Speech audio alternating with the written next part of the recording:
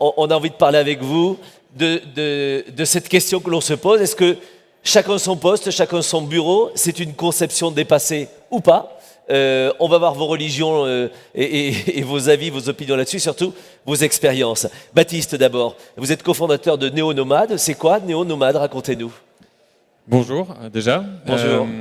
Ravi d'être avec vous. Donc Néo Nomade, c'est un concept assez simple. L'idée c'est de donner accès aux collaborateurs à des nouvelles formes de travail, notamment en espace de coworking. On est très focalisé sur cette thématique du coworking. Qui est du coup bien représenté ici. Oui. Et l'idée, c'est de permettre aux salariés, nomades, télétravail, groupes projets, d'accéder à ces espaces de manière simplifiée avec une plateforme du coup, qui regroupe tous ces espaces et un accompagnement qu'on fait sur les nouveaux modes de mobilité auprès des entreprises. On va avoir l'occasion de vous poser plein de questions sur votre quotidien. Vincent Moreau, vous êtes le Global Head of Corporate Real Estate Services pour Capgemini. Racontez-nous votre quotidien justement et en quoi ces questions vous concernent. Donc, quotidien, donc Capgemini déjà en quelques mots, c'est une société de services numériques. Oui. Donc 200 000 employés, dont à peu près 10% en France. Oui. Effectivement, on vend essentiellement du cerveau et des services. Et donc cette réflexion sur quel type de bureau, elle est extrêmement prégnante pour nous. Oui. Et ce qui est sûr, sans dire que c'est dépassé, puisqu'on a encore un certain nombre d'endroits où nos employés ont chacun leur bureau, il est vrai qu'on considère que ça ne correspond plus vraiment au nouveau mode de travail. Donc, je pourrais, on va y revenir, bien sûr. On va y revenir tout à l'heure. Donc, aujourd'hui, on a lancé il y a 2 ans une transformation de l'ensemble du portefeuille du groupe, où tous nos nouveaux projets sont organisés effectivement en flexibilité, en flex office. Autour de ça. Et puis Théomam Kolakoglou, vous êtes le responsable business travel de chez Airbnb. Alors on découvre qu'Airbnb finalement a peut-être une offre B2B, c'est ça? Racontez-nous. Ah oui, exactement. En fait, effectivement, moi j'ai intégré Airbnb l'année dernière pour lancer officiellement. C'est une offre qui date de 2015, oui. Donc ça fait un peu plus de 3 ans maintenant. Et l'idée tout simplement, c'est de proposer une offre justement pour les voyageurs d'affaires, tout simplement, et pour les entreprises. Le constat qu'on a pu faire, notamment en 2015, c'est qu'il y avait déjà beaucoup de personnes qui utilisaient, on va dire, Airbnb loisirs oui. À titre professionnel. Et l'idée, c'était justement de faire évoluer l'offre pour tenir compte d'un certain nombre de prérequis. Donc pour les voyageurs d'affaires, c'est effectivement accéder à un inventaire, on va dire, dédié pour le voyage d'affaires. Et surtout pour les entreprises, c'est d'avoir la capacité, évidemment, de pouvoir piloter, de pouvoir encadrer l'expérience Airbnb au sein de son entreprise. Alors je vais poser la première question à Vincent Moreau. Comment est-ce qu'on anticipe dans un groupe comme Capgemini les nouveaux modes de travail, dont notamment le nomadisme, puisqu'on parle de nomadisme à cet instant. Comment est-ce qu'on anticipe cela quand on a un projet immobilier, quand on doit organiser des services dans une grande entreprise? Ce qui est sûr, c'est que c'est plus compliqué qu'avant. Oui, forcément. C'est beaucoup plus compliqué qu'avant. Donc, c'est lié à la fois à l'organisation du travail. Vous parlez de nomadisme, donc ça, c'est très vrai. C'est une tendance lourde dans l'ensemble des pays, et d'ailleurs pas simplement les pays occidentaux, oui. Où on voit qu'il y a beaucoup plus de déplacements, oui. beaucoup plus de travail collaboratif avec les clients, beaucoup plus de home working, enfin de télétravail. Et ça, on le voit encore, on est en pleine expansion sur ce type de fonctionnement. Mais c'est lié aussi aux aspirations, finalement, notamment de tous les nouveaux salariés. Capgemini en France, par exemple, c'est 4000 embauches tous les ans, donc beaucoup de nouvelles personnes qui arrivent sur le marché du travail. Et aujourd'hui, la plupart n'ont pas vraiment envie qu'on leur dise voilà, bienvenue chez Capgemini, vous allez vous installer au siège 24A, au 3e étage, et vous allez rester là, travailler tout le temps. Oui, c'est comme une place à l'Opéra de Paris, en fait. Voilà. Absolument. Donc on est vraiment, aujourd'hui, on constitue des espaces qui sont activity-based working. Alors je suis désolé, je ne sais pas exactement le terme en français. C'est bien de l'employer en anglais si vous ne savez pas en français.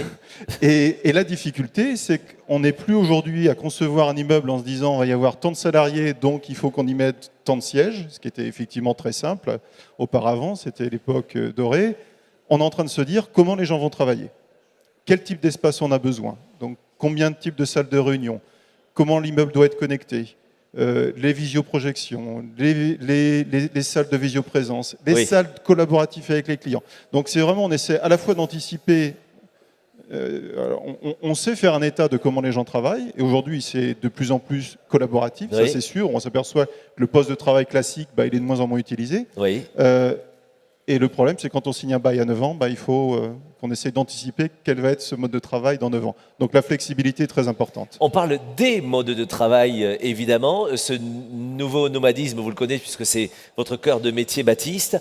Il y a donc des modèles pour répondre à tout cela, mais les modèles sont infinis. Comment vous faites, vous ?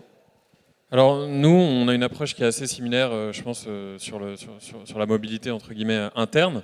C'est qu'on essaie de comprendre quel est l'usage, quel va être le besoin des collaborateurs pour travailler en nomadisme. Donc, parce qu'on a des profils très différents entre l'hyper-nomade consultant, peut-être chez Capgemini Consulting, Oui. qui va avoir besoin d'un espace entre deux rendez-vous, ou une salle de réunion pour faire sa réunion d'équipe, dans le centre de Paris, près de chez son client. Du télétravailleur de chez je sais pas, une grande banque par exemple, qui toutes les semaines va dans un espace de coworking en alternative à son domicile. Donc on a des usages et des formes de travail à distance qui sont très variées, très différentes. Donc on essaie de comprendre ça. Ensuite on fonctionne souvent par expérimentation. On teste chez Capgemini parce que on est sur le panel, mais on a presque 900 consultants de chez Capgemini qui sont sur la plateforme Néonomade. C'était un peu un hasard qu'on se retrouve aujourd'hui sur le panel, mais eux ont testé pendant 3 mois la plateforme de manière très ouverte.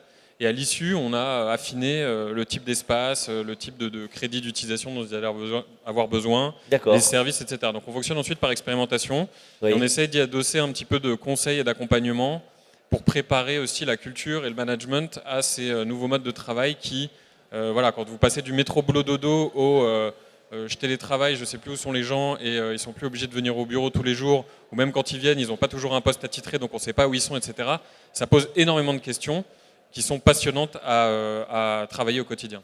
Chez Airbnb, que recherchent vos clients ? Il y a les voyageurs d'affaires, mais j'ai l'impression que de plus en plus, on vous appelle aussi pour louer des lieux de réunion, peut-être des lieux d'événements dans des appartements, c'est le cas ?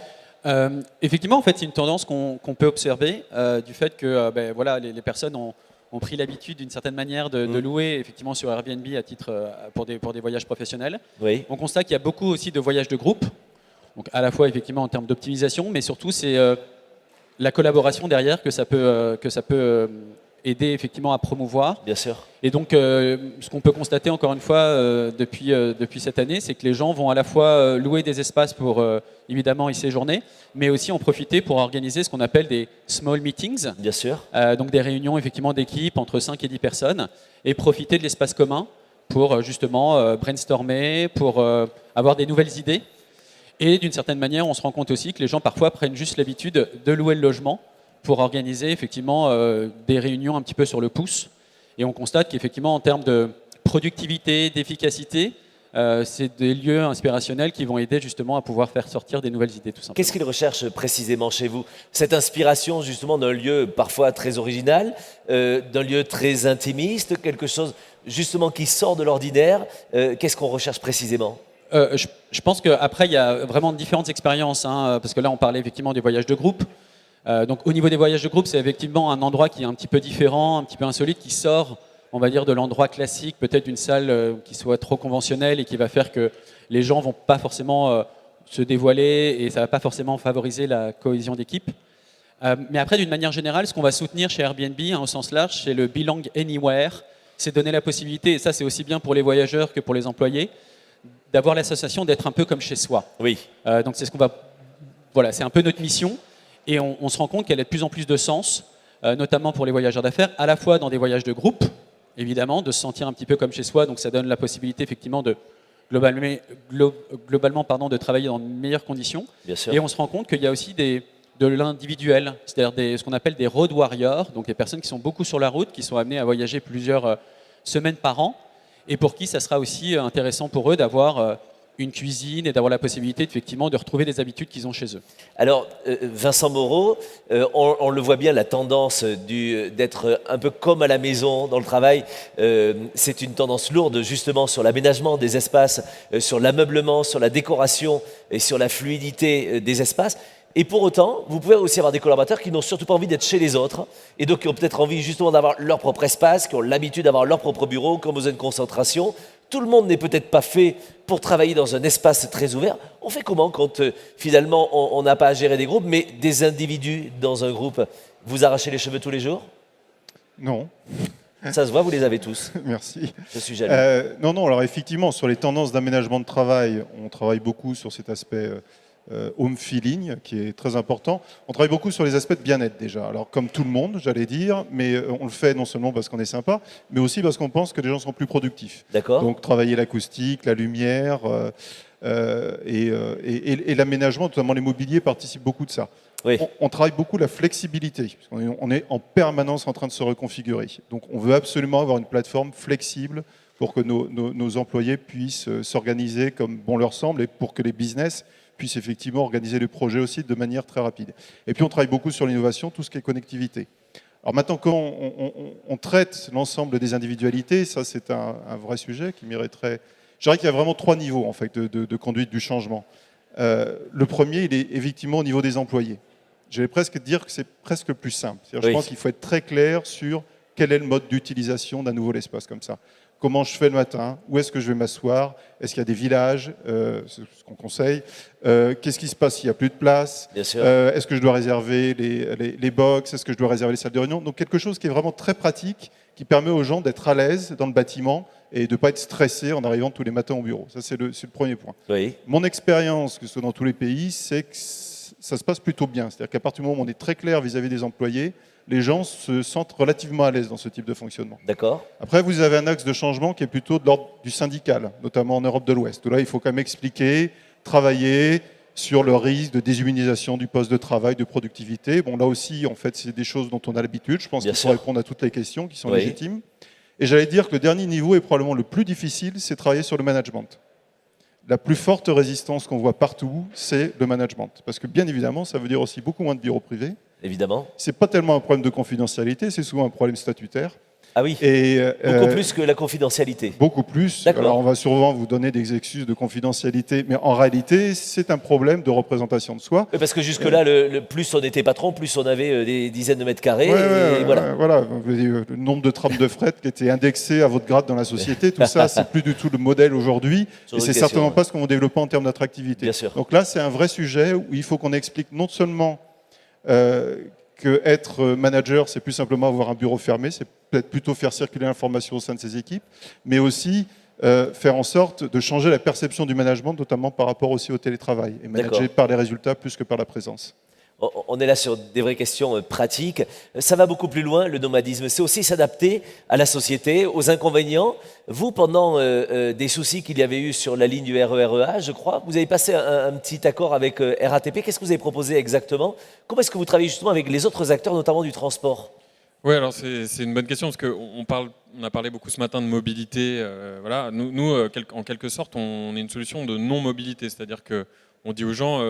vous n'êtes pas obligé d'aller au bureau tous les jours pour travailler. Il y a des espaces près en bas de chez vous, allez bosser là. Ou quand vous sortez d'un rendez-vous, vous n'êtes pas obligé de repasser au siège. Vous pouvez aller travailler dans un espace de coworking.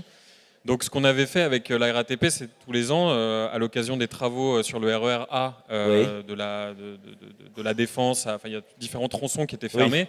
On disait, écoutez, si vous êtes bloqué, si vous avez votre transport double ou triple à l'occasion de cette fermeture, on vous offre les 2 premières journées d'accès dans des espaces de coworking du réseau, donc avec tous les partenaires, parce que nous on est une plateforme, donc on travaille avec des partenaires comme WeWork et comme d'autres pour offrir un réseau un peu global. Et nous, c'était cette vision d'une ville intelligente dans laquelle finalement les modes de transport et les modes de travail sont liés. Donc s'il y a une interruption, une grève ou un accident sur une ligne, vous avez 4-5 espaces de travail à disposition, vous avez une appli, vous réservez en 3 clics. Et vous n'êtes pas interrompu, vous n'êtes pas perturbé dans votre journée, à la fois en termes de qualité de vie et de productivité. Je rejoins ce qui a été dit, c'est très lié. Et ça, les entreprises s'en rendent compte de plus en plus. Vous n'êtes pas impacté, vous avez des solutions simples qui vous permettent de lier mobilité professionnelle et mobilité au sens large. Est-ce que la demande a fait évoluer l'offre chez Airbnb, et notamment sur cette offre B2B? Est-ce que des propriétaires d'appartements ont décidé peut-être d'aménager les espaces pour être beaucoup plus accueillant pour des travailleurs, pour des réunions, justement, pour des meetings? Est-ce que vous avez vu cette tendance? Est-ce que finalement, aujourd'hui, on s'adapte pour changer aussi les choses chez soi, pour être plus ouvert à ces nouvelles méthodes de travail? Oui, effectivement, et c'est vrai que c'est une bonne question. En fait, dans l'idée, effectivement, de proposer une offre pour les professionnels, c'était aussi de leur allouer, on va dire, un inventaire spécifique pour le voyage d'affaires. Donc, bien sûr. on a demandé d'une certaine manière, et c'était libre à chacun de choisir de le faire, mais on a ce qu'on appelle une collection work D'accord. au sein même effectivement de l'inventaire qui va réunir un certain nombre de garanties. Ah oui, Donc par rapport à cela, vous avez le Wi-Fi haut débit, vous avez un espace de travail évidemment, vous avez des conditions d'annulation flexibles, parce que dans le voyage d'affaires, ça peut changer très vite. bien sûr. Vous avez aussi des critères effectivement en termes de qualité, puisque ce sont les meilleurs logements en quelque sorte. Donc c'est effectivement un bon point dans le sens où on a vu que spontanément, nos hôtes ont véritablement joué le jeu. Parce que ce qui est, je trouve intéressant par rapport à ça, c'est le côté vertueux. C'est-à-dire qu'à la fois, il y a une demande, mais on se rend compte que du côté effectivement de l'hôte, il y a une motivation aussi de faire venir des voyageurs d'affaires. Parce que dans certains cas, ils viennent seuls, ils ne passent pas forcément beaucoup de temps non plus dans le logement, d'une certaine manière. C'est des gens qui sont fidèles et qui sont récurrents. Donc l'un dans l'autre, on se rend compte qu'à la fois, il y a évidemment des voyageurs qui peuvent être motivés pour avoir ce type d'expérience-là. Et c'est vrai que du côté, encore une fois, de l'hôte, il y a une certaine motivation à faire venir ce type de population-là. Est-ce que vous pensez qu'il peut y avoir une influence sur les lieux, alors chez Capgemini, dans vos lieux, et en règle générale, une influence de la part de l'hôtellerie et du monde du voyage sur l'aménagement des lieux finalement? On est là dans des accueils, dans du réceptif, comme on espère l'avoir dans un hôtel, dans un centre de vacances, etc. Est-ce que c'est des choses qui peuvent vous inspirer? Oui. Oui, bien évidemment, du fait effectivement de ce nomadisme, du fait qu'on accueille beaucoup plus de gens qui ne sont pas des employés du groupe sur nos sites. Enfin, moi, je suis frappé notamment, vous allez à la Défense, quand vous voyez les réceptions des grands groupes, et les nôtres aussi, Oui, c'est très froid, quoi. c'est triste. C'est ouais. très froid, Triste. c'est presque quelquefois rebutant. Exactement. Je pense qu'effectivement, avoir un accueil qui soit beaucoup plus tiré par ces expériences hôtelières, parce que, encore une fois, beaucoup plus d'employés qui ne sont pas des employés du groupe, parce qu'on veut que le lieu soit accueillant même pour les employés du groupe, Bien sûr. et parce qu'il y a beaucoup plus finalement de personnes à venir, Oui. me semble extrêmement important. Et bon, là, on parle plus de l'immobilier et de l'aménagement, mais sur ce qui concerne les services et l'expérience employée, je pense on a beaucoup de choses à tirer de ces expériences hôtelières. L'expérience hôtelière, voyage, vous parle? Oui, alors moi je viens plutôt du monde du coworking, donc j'ai beaucoup de respect évidemment pour l'hôtellerie, le monde de l'hôtellerie qui a beaucoup évolué aussi et qui a d'ailleurs développé des offres de coworking. Nous sur la plateforme on a pas mal d'espaces qui créent des espaces de coworking et qui se mettent sur la plateforme. On a aussi le groupe Accor qui a investi récemment dans une grande enseigne du coworking en joint venture. Donc c'est clairement des métiers qui sont connexes. Oui. Ce qui est intéressant en supplément peut-être dans cette dimension coworking, c'est la notion d'accueil et de gestion d'une communauté. Parce que dans un espace comme WeWork, comme d'autres espaces de coworking, comme ceux avec lesquels on travaille sur la plateforme, vous avez vraiment à la fois l'accueil et les services, mais vous avez aussi quelqu'un qui est capable de vous orienter vers les bonnes personnes, qui peut finalement faciliter votre intégration Bien sûr. dans la communauté qui est hébergée par l'espace, si c'est votre besoin. Il y a des gens qui viennent juste pour travailler, qui ne veulent pas forcément rencontrer 50 000 personnes, etc. Mais Bien sûr. donc, je pense que cet aspect gestion de communauté est très inspirante pour les entreprises aussi, qui intègrent ces fonctions-là dans l'entreprise. Et plus largement, je pense que sur la question de chacun son poste, conception dépassée, je voulais juste dire que moi je pense que oui, je pense que c'est une conception dépassée. Aujourd'hui, on ne travaille plus de la même manière et le fait d'avoir un poste attitré, à mon avis, dans les prochaines années, va vraiment être une grande tendance qui a déjà démarré. Après, il ne faut pas le faire n'importe comment. Bien sûr. Il faut l'accompagner et comme vous le disiez, il faut le faire avec les utilisateurs. C'est eux qui savent comment ils ont envie de travailler demain. Et cette réponse-là est clairement donnée quand vous leur donnez les clés. Et on va justement essayer de l'illustrer avec votre exemple, Vincent. Quels sont les grands enjeux de l'aménagement de 4 entités du groupe Capgemini à Issy-les-Moulineaux, justement, puisque c'est un des projets? Illustrez peut-être les propos et la question que l'on se pose aujourd'hui, vos grands enjeux. Oui, c'est un très bon exemple. C'est représentatif d'ailleurs de l'ensemble des projets qu'on fait un peu partout dans le monde. Alors c'est d'ailleurs ces 6 entités. Six, On d'accord. regroupe 6 sites qui sont en Île-de-France Oui, pour à peu près 4500 collaborateurs sur Issy-les-Moulineaux. oui, L'enjeu pour nous, c'est d'abord un enjeu de collaboration. d'accord. Encore une fois, je pense qu'effectivement, on va être compétitif quand l'information circule vite au sein de tous nos différents métiers avec nos clients. Donc il était vraiment important dans une logique où on a tout un tas de métiers et de services différents, que les gens puissent travailler ensemble Oui, sur des offres, avec des clients, sur des architectures. Et encore une fois, c'est pour moi avant tout un enjeu de collaboration et un enjeu de coopération de nos différentes entités, puisque quand les gens travaillent ensemble, tout de suite, la coopération elle est plus fluide parce qu'on est quand même des êtres humains à ta vie qui en a besoin de se rencontrer et de se voir. C'est aussi un outil, une plateforme connectée, qui est connectée au reste du monde, puisqu'on travaille énormément avec nos plateformes de développement dans d'autres pays. Donc c'est un outil connecté. C'est-à-dire que c'est un immeuble connecté qui nous permet une plateforme où on peut faire des réunions en visio ou en audio avec l'ensemble du monde en permanence. C'est complètement intégré à la conception de l'immeuble. Donc enjeu de visibilité, enjeu de connectivité, enjeu de productivité et vraiment enjeu de collaboration pour nous. Et effectivement, c'est un exemple où on passe en flex office intégral, c'est-à-dire on aura 4400 collaborateurs qui vont travailler dans un environnement qui sera complètement dédié à cette flexibilité et à offrir finalement les espaces dont on a besoin à un moment donné, entre des espaces de concentration, des espaces de réunion ou simplement des benches où les gens peuvent s'installer et travailler. Pour pas qu'on ait l'impression que ce soit une lubie artistique ou un truc lu dans un catalogue de l'entreprise moderne, page 136, c'est plus de postes, plus de bureaux, etc. Comment est-ce que l'on fait pour que ce soit vraiment approprié? Ça se passe par sondage, vous avez posé des questions aux gens de Capgemini, vous avez travaillé avec eux, vous leur avez demandé leur avis. Comment est-ce qu'on fait péter les coutures finalement de nos vieilles habitudes? On explique beaucoup. Enfin, je veux dire, encore une fois, sur la conduite du changement, je pense qu'on explique beaucoup les avantages attendus de ce type d'organisation. Alors, effectivement, on est en permanence aussi à interroger nos employés, notamment sur des tas de sujets, mais souvent, finalement, les interrogations portent plus sur les services. Comment j'accède au bâtiment, comment je vais me garer, voilà, sur des choses qui sont extrêmement pratiques auxquelles il faut répondre. Je crois encore une fois que la philosophie, et on le voit beaucoup, mais on a une moyenne d'âge qui est assez jeune, donc qui nous facilite aussi finalement cette transformation. On s'aperçoit qu'aujourd'hui, la notion et ce concept de ne plus avoir son bureau à soi sur l'ensemble des employés, alors bien sûr, il faut expliquer, il y a des retours, il y a des résistances. Enfin bon, je ne dis pas que c'est si simple que ça, mais je crois encore une fois que la conduite de changement est tout à fait faisable. Et aujourd'hui, les gens comprennent très bien que la contrepartie, d'une certaine manière, des facilités de télétravailler, ou des facilités de voir des tiers lieux de travail, la contrepartie, c'est aussi d'avoir des environnements d'entreprise qui sont aussi beaucoup plus flexibles, puisque je veux dire que la flexibilité qui est offerte aux salariés, elle se retrouve aussi dans les bâtiments qu'on est en train de construire.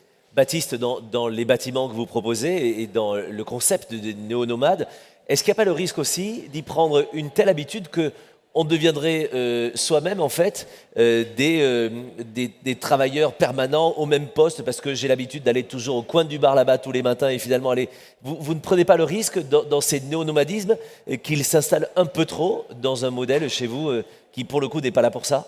Alors non, parce que en général les utilisateurs eux c'est une utilisation qui est ponctuelle, qui est à la journée, à l'heure, donc on va avoir quelqu'un qui est en télétravail 2 jours par semaine, qui va venir 2 jours. D'ailleurs, c'est intéressant ce que vous disiez, on a des entreprises aussi qui ont mis en place le coworking via l'application et la solution entreprise comme une sorte d'outil d'accompagnement au flex office. Parce qu'en fait, les gens, quand ils arrivent le matin dans un espace de coworking, par définition, ils n'ont pas de poste.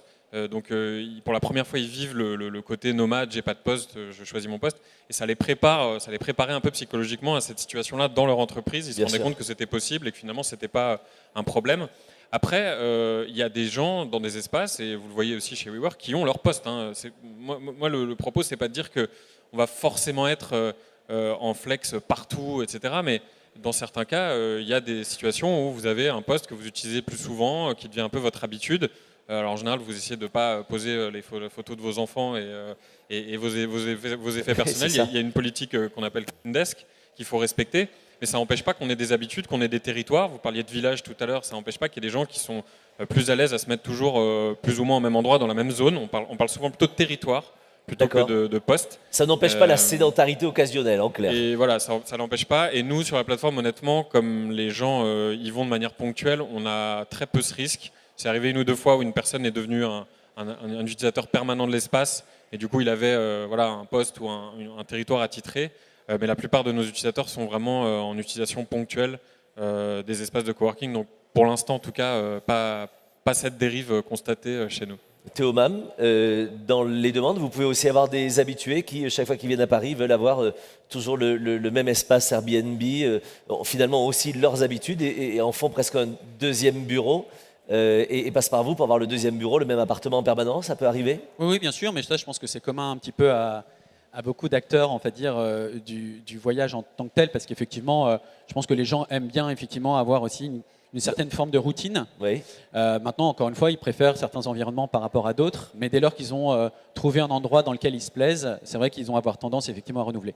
Après, moi, ce que je voulais peut-être ajouter, c'est vous de faire Bien part sûr. aussi un peu de notre expérience, Oui. enfin moi, mon expérience en tant qu'employé Airbnb, parce que j'étais pas là à l'époque, mais ça fait 10 ans qu'aujourd'hui Airbnb existe, et c'est vrai qu'on avait déjà initié pas mal de choses autour de cela. Donc c'est toujours intéressant de voir l'évolution, et c'est vrai que nous, de notre côté, ce qui peut permettre effectivement que ça fonctionne bien, c'est qu'évidemment, il y a ce côté effectivement belong anywhere, donc chacun va travailler effectivement assis, debout, depuis la cuisine, depuis la bibliothèque, etc. Parce que nos locaux, notamment à Paris, sont organisés de cette manière-là, un peu comme un appartement. Mais ce qui est intéressant de voir, c'est que vous avez aussi des personnes qui travaillent pour le ground control, donc des personnes qui sont là justement pour maintenir une certaine forme de cohérence, de cohésion, de animer la vie du bureau et aussi d'animer toute la culture. Et je pense que c'est ça aussi, je pense qu'il faut trouver le bon mix entre la liberté et la flexibilité qu'on peut laisser aux gens, mais aussi d'être capable, dans certains cas, d'avoir une certaine forme de rituel ou des réunions qui permettent aussi à chacun de se retrouver à certains moments de la semaine, du mois. Est-ce que chez Capgemini, vous êtes en train forcément d'adapter les choses, mais est-ce que vous êtes dans une flexibilité totale? Parce que si ça se trouve, dans 10 ans, on aura un autre modèle, on se posera d'autres questions, on sera allé beaucoup plus loin, ou revenu peut-être à un ancien modèle. C'est quelque chose qui est faisable, il y a de la flexibilité dans l'air ou pas? On est dans un modèle flexible. Alors pour nos nouveaux projets, parce que c'est très compliqué d'amener une flexibilité sur un produit ou un bâtiment existant. Hein. C'est quand même difficile de venir du jour au lendemain dire c'était ton bureau, maintenant tu vas t'asseoir ailleurs. C'est ça. Donc, mais on a la chance d'avoir lancé un programme de transformation générale de l'immobilier. Sur tous nos nouveaux projets, on est en flex office intégral. Avec bien évidemment des exceptions qui sont liées aux assistantes ou à des besoins d'ergonomie Bien sûr. pour les handicaps particuliers. Donc il y a des exceptions effectivement qu'on gère, ou parce qu'il y a besoin d'un poste de travail techniquement qui est particulier. Mais sinon, la règle de base pour tous, managers comme employés, c'est effectivement la flexibilité. Oui, un dernier mot là-dessus. Vous me dites pour tous, ça veut donc dire que tout en haut de la pyramide aussi, tout le monde a accepté. Oui. Il y a, Le COMEX, le CODIR, tout le monde joue le jeu. Bon, on fait bâtiment par bâtiment. Aujourd'hui, on n'a pas encore eu l'occasion de transformer notre siège. D'accord. On s'attache effectivement à nos sites opérationnels, mais les managers, effectivement, sont aussi dans cette règle-là. Alors, encore une fois, on garde un certain nombre de bureaux relativement faibles qui sont aussi en utilisation partagée, qui permettent à des gens d'avoir des réunions, de recevoir des clients, de faire des calls si nécessaire. Mais encore une fois, l'utilisation, elle est flexible. Parfait. Néo-nomade, vous montrez l'exemple. Vous êtes au milieu de tout le monde ou vous êtes enfermé dans votre bureau? Non, nous on est tous en poste attitré, chacun dans notre bulle, et il faut toquer à la porte du manager avant de venir. Très bien. Insolent et demi. Oui. Non, nous on essaie de s'appliquer ce qu'on prêche, donc ce qui n'est pas facile, hein, honnêtement. Bien sûr. Très concrètement, sur le management par exemple, moi je manage une équipe de 15 personnes. Quand ils sont pas là, j'ai aussi le réflexe de me dire est-ce qu'ils sont vraiment en train de travailler? Puis il faut faire un effort sur soi pour se dire attends, tu as bien défini les objectifs avec eux, le boulot il est fait, les gens sont motivés, laisse-les travailler comme ils ont envie de travailler. Je pense que c'est humain, hein, même moi qui viens peut-être d'une génération Y ou quoi, hein, on a tous ces réflexes-là, c'est normal. Et nous, on est en open space, en espace non attitré. Oui. Les gens peuvent travailler en coworking quand ils veulent, donc ils ont accès à l'application. Et surtout, nous, on permet par exemple des choses assez intéressantes comme le fait que vous pouvez par exemple partir en week-end. Alors ça rejoindra peut-être Airbnb à un moment, mais vous pouvez partir en week-end, je sais pas, à Marseille le mercredi soir, travailler en coworking le jeudi, vendredi, faire votre week-end sur votre lieu de déplacement, rentrer le dimanche soir ou le lundi soir.